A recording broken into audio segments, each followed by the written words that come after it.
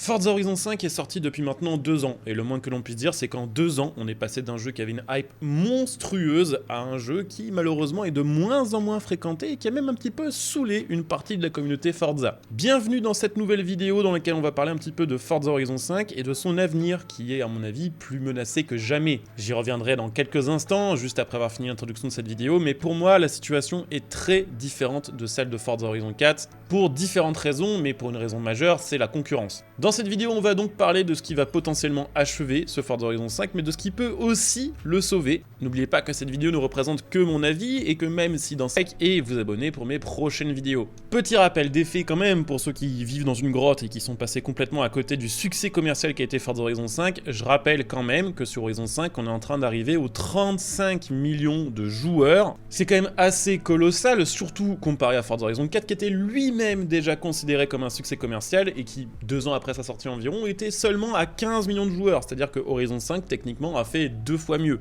Bon, après, ce qu'il faut dire aussi pour Forza Horizon 5, c'est que y a beaucoup plus d'abonnés pour le Game Pass, et qu'il y a beaucoup de joueurs sur Forza Horizon 5 qui sont des joueurs Game Pass, qui n'ont peut-être lancé le jeu qu'une seule fois, et qui sont comptabilisés comme étant des joueurs Forza Horizon 5, ce qui est le cas. Mais jusqu'à la sortie de Starfield cette année, Forza Horizon 5 était le jeu Xbox qui a eu le plus gros lancement Day One, ce qui encore une fois pour un jeu de course est quand même assez impressionnant. Donc on est loin d'être sur un flop, et c'est compréhensible que ce soit un succès commercial, parce que graphiquement le jeu était quand même magnifique, ce qui permettait de faire de très beaux trailers et d'avoir une plastique vraiment particulièrement séduisante. C'est également le Forza Horizon qui a la plus grande map, et puis il faut le dire, depuis sa sortie il y a quand même eu beaucoup de mises à jour gratuites, avec malheureusement quelques mises à jour de merde, mais globalement des mises à jour assez qualitatives, avec, contrairement à Forza Horizon 4, une écoute particulière des suggestions de la communauté qui sont beaucoup plus ajoutées sur le jeu que sur Forza Horizon 4, où globalement on avait l'impression que on pouvait dire ce qu'on voulait, ça ne changeait rien. Mais malgré tous ces gros points positifs, on est quand même de moins en moins nombreux à jouer à Forza Horizon 5, on est de plus en plus à être lassés et à ne se connecter que le jeudi après-midi pour débloquer la nouvelle voiture de la semaine. Alors je vous vois venir, vous allez me dire, ouais mais c'était pareil pour Forza Horizon 4 et ils l'ont fait tenir quand même 3 ans. Et c'est vrai, sur Forza Horizon 4, on était au bout de 2 ans très nombreux à se plaindre que le jeu était en train de crever, qu'il y avait assez peu de fonctionnalités qui étaient ajoutées sur le jeu et qu'il y avait beaucoup de demandes de la communauté qui étaient complètement ignorées, il n'y a pas d'autre mot. Mais la situation est différente pour Forza Horizon 5 pour 3 raisons. La première, c'est que Forza Horizon 5 est prévu pour durer plutôt aux alentours des 5 ans que des 3 ans. On les a expliqué maintenant que les gros AAA de Xbox, et Forza Horizon en fait partie, bénéficieraient maintenant d'un cycle de développement plus long pour que d'un jeu à l'autre, de plus grands changements soient menés. Forza Horizon 5 est censé tenir, à mon avis, au moins jusqu'à fin 2025. C'est-à-dire au moins 1 an de plus que Forza Horizon 4, alors que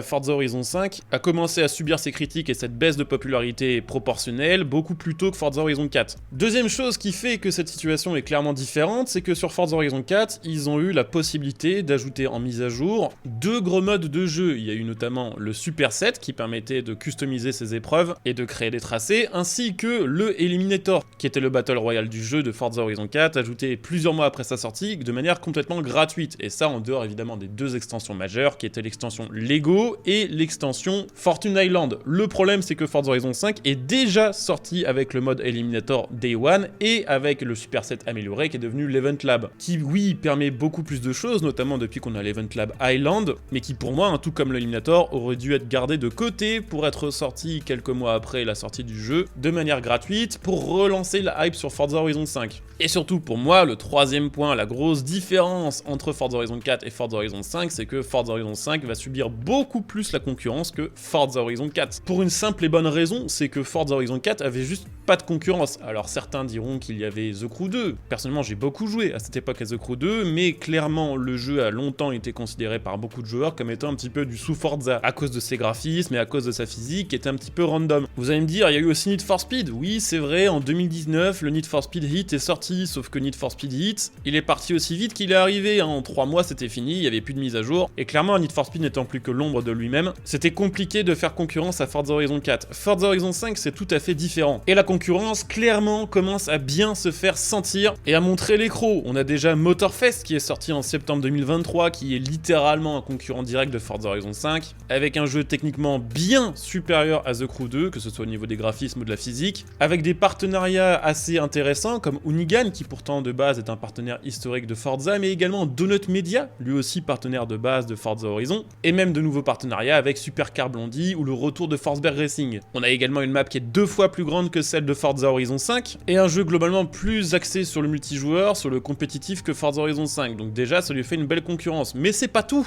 parce que Forza se cannibalise avec la sortie de Forza Motorsport qui est sorti après 6 ans de développement, le dernier étant sorti en 2017 et n'ayant pas fait d'ombre du coup à Forza Horizon 4 sorti en 2018. Là on a un Forza Motorsport qui sort en 2023, et même si beaucoup ont des choses à lui reprocher, il y a quand même pas mal de gens qui sont passés de Forza Horizon 5 à Forza Motorsport. Beaucoup ont découvert les jeux de course grâce à Forza Horizon et ont décidé de passer sur Motorsport pour avoir un truc un peu plus réaliste et un truc un peu plus compétitif. Mais c'est pas tout, puisque dans quelques mois il y a un autre gros concurrent à Forza Horizon qui va sortir. Test Drive Unlimited Solar Crown. Alors pour l'instant, beaucoup de gens ont quelques doutes par rapport au résultat final du jeu, mais c'est littéralement le jeu qui a inspiré Forza Horizon. TDU faisait du Forza Horizon avant Forza Horizon, en proposant des maps gigantesques, en proposant des fonctionnalités RP qui sont toujours absentes d'un Forza Horizon, comme la visite des concessionnaires par exemple, la possibilité d'avoir une maison et de rentrer dedans, de gérer son garage, ce genre de choses, tout ça, ça va être présent sur Test Drive Solar Crown, et c'est un jeu qui, clairement, s'il est bien exécuté et si le suivi est bon, va faire une ombre considérable à Forza Horizon 5. On peut aussi citer Need for Speed Unbound. Alors bon, je sais que ça peut être dur à croire, mais Unbound, techniquement, c'est une concurrence à Forza Horizon.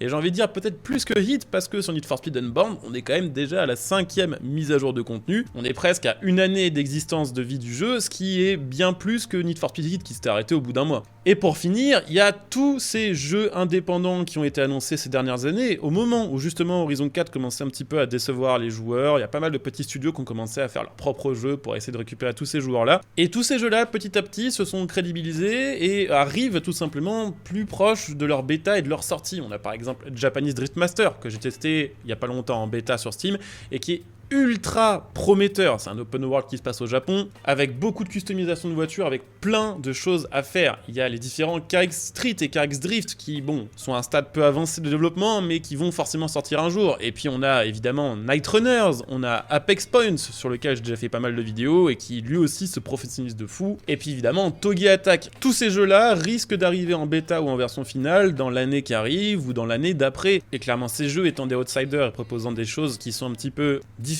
et peut-être un peu plus savoureuses que celles présentes sur un Forza Horizon 5, même si elles sont peut-être moins réussies techniquement, ça va forcément avoir un impact sur FH5. Là où FH4 se battait contre TC2 et Need for Speed Heat, qui étaient considérés par beaucoup comme étant des moins bons jeux, sur Forza Horizon 5, il y a beaucoup plus de concurrence et surtout une concurrence bien plus haut niveau et bien mieux préparée. Après, la concurrence, c'est pas forcément une mauvaise chose, et c'est peut-être pas forcément si grave que ça pour un Forza Horizon 5. Ce qu'on sait, et j'en parlerai probablement dans une autre vidéo, c'est que Forza ces dernières années, en tant que leader et comme institution du jeu de course, ils se sont vraiment reposés sur leur laurier. Ils ont arrêté d'essayer de proposer quelque chose, on va dire, de vraiment innovant, de vraiment au-dessus du lot, et le fait d'avoir de la concurrence qui arrive un peu nulle part, avec des trucs très très strong, ça va peut-être les motiver et les obliger à sortir de leurs habitudes de flemmardise pour proposer quelque chose de bien plus poussé, que ce soit techniquement, que ce soit au niveau des features, que ce soit au niveau du RP, et ça peut être une bonne chose. Le problème, c'est que je pense que pour FH5, c'est un peu mort. Je pense que cette concurrence-là va surtout avoir un effet sur Forza Horizon 6. Après, maintenant qu'on est arrivé à ce petit constat,